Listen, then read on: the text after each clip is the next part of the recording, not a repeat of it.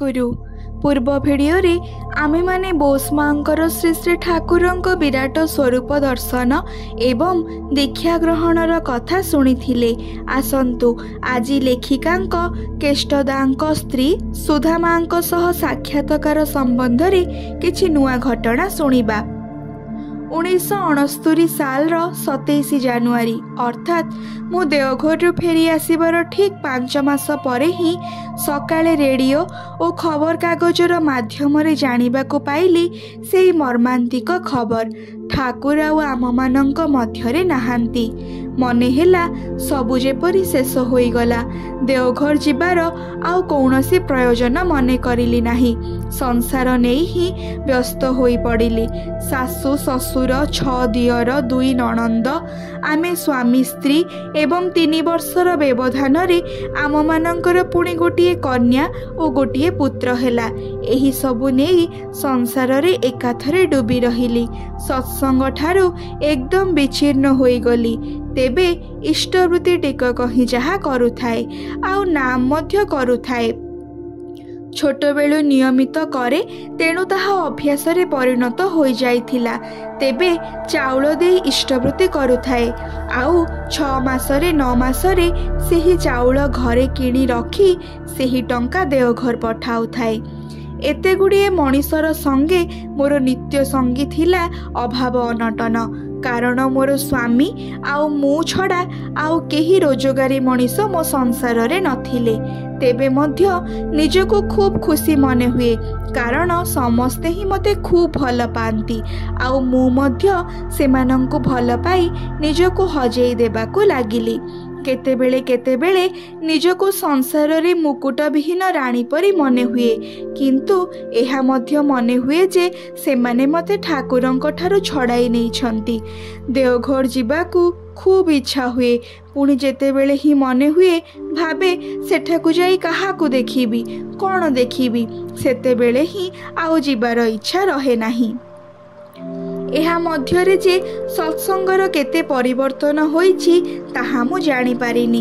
एपरी भाबरे 12 वर्ष कटिगला आउ 12 वर्षर जीवन झड़ भली किपरि जे कटिगला ताहा मु बुझी पारिनी। 12 वर्ष परे ठाकुर मोर सुजोग कराई देले देवघर को जिबार। सुजोगटी भी आसिला गोटिए आघातर मध्य देई। मु छोट बेल ठारू सत्मंत्र रे दीक्षित किंतु मोर ससुर घरे केही मध्य दीक्षित नथिले। मोर स्वामी जेतेबेले वंशर कुलगुरुंक ठारू दीक्षा न नेई मोर ठाकुरंक सत्मंत्र रे दीक्षा नेले सेतेबेले ही मोर ससुरंक राग आसिला मो उपरे। आरंभ होईगला मो उपरे मानसिक अत्याचार। मोर स्वामी अत्यंत भल मनीषटीए। तांकर निजर माँ नथिले बोली ही बोधुए बाबांको उपरे तांकर खूब टाण थिला। तेणु बाबांको अन्याय जानिले मध्य से किछि ही बाबांको कहु नथिले आउ मु मध्य चाहु नथिले जे से मो पई कोनोसी प्रतिवाद करंतु। एही परी मध्य अनेक दिन जाइछि जेउ ठाकुरंकु मु एते भल पाए तांकरी निंदा शुणी शुणी मोर निद भांगिछि। मोर मन मध्यरे सेतेबेले प्रचंड अशांति। ठाकुरंक संबंध रे एपरी सब कथा मोर ससुर महाशय कुहंती जे तार उत्तर मते जणा नथिला।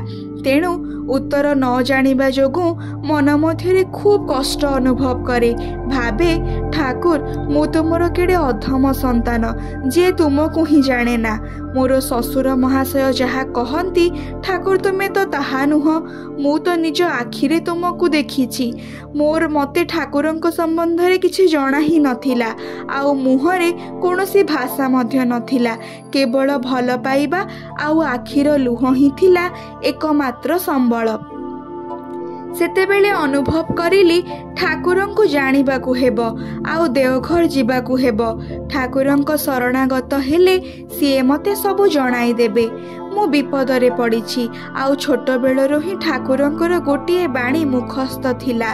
विपाक पथे हाथ धरी जिए चालिबा कायदा जणाई दियंती तांकु ही जान गुरु बोली अभय पथे सेत नियंती। अतएव देवघर जिबार स्थिर करिली। सौभाग्यवशतः मोर स्वामी मध्य राजी होई गले। शेषरे स्वामींक साथीरे पुओ झियोंकु नेई मु देवघर बाहरिली। देवघर जाई ठाकुर प्रणाम करी निरोला निवेश और पार्लर पाखकु जाई मोर जेउ अवस्था हैला ताहा भाषा रे व्यक्त करी हेब नाही। मोर जन्मदाता पितांक मृत्युरे मध्य बोधुए मु एते कांदी नथिली। आखिर लुहरे सेही दिन मु ठाकुर और बड़ मां को प्रणाम करी तांकरी चरण श्रीजुगल को धोई देइथिली।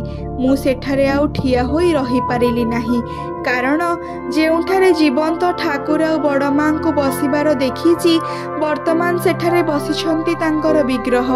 एहा मु सह्य करि पारिली नाही, तेणु प्रणाम करी उठी पड़िली। आश्रम घूरी देखिबाकू लागिली। देखु देखु मु अभिभूत होई पड़िली।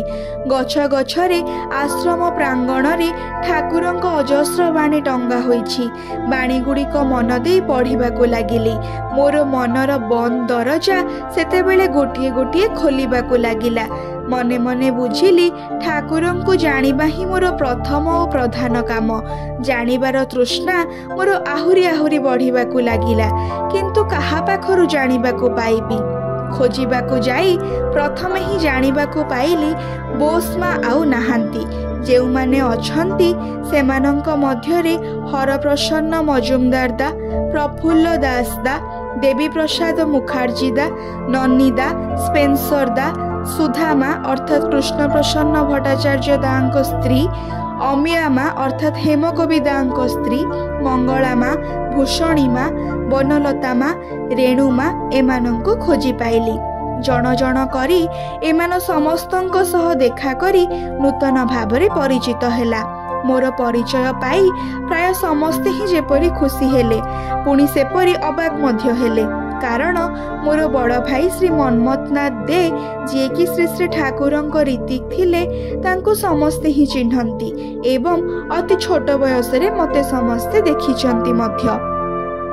एठारे मु दादा मानंकर प्रसंग विशेष भावे जो माने ठाकुरंक संबंध रे अनेक बही लेखिचंती सेमानंक ठारु सुना कथा को बाद दे केवल माँ मानंक ठारु प्रश्न करी जहा जानिछि ताहा ही केवल लेखिबी, कारण मु प्रश्न करिथिली बोली ही से माने मते कहिथिले, नहेले हुए तो किए कौनसी दिन जानि पारि न थांता। एई सब कथा प्रश्न न करिले से माने मध्य कुहंते नाही। से थर मु प्रथम थर ही गली कृष्ण प्रसन्न भट्टाचार्य दांक द्वितीय स्त्री सुधा मांक पाखकु। केष्ट दांक घरे प्रवेश करी गोटिए पुओ को कहिली जे मु सुधा मां को देखा करबा को चाहे। पुओटी मते सुधा मां को पाखकु नै गला। मु तांको प्रणाम करी निजर परिचय दे कहिली, आपण पावना ठारु ही तो ठाकुरंक आश्रम रे रहिछंती।